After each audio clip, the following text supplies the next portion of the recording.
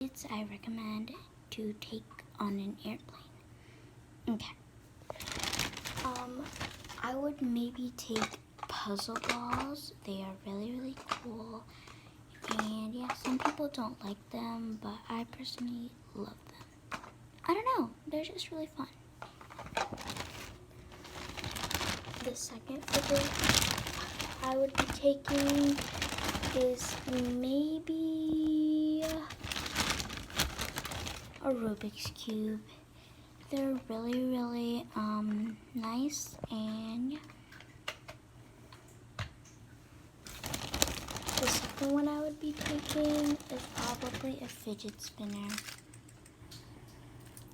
Of course, these are the least favorite fidgets of people, but they're really good for taking on a plane. Okay, another thing is probably maybe, I don't know, but it's really your preference, but maybe slime. Or putty or something. Any of those to keep you like busy. I would also recommend monkey noodles, but I don't have them right now, or marble meshes. So yeah, I really, really hope you like this video.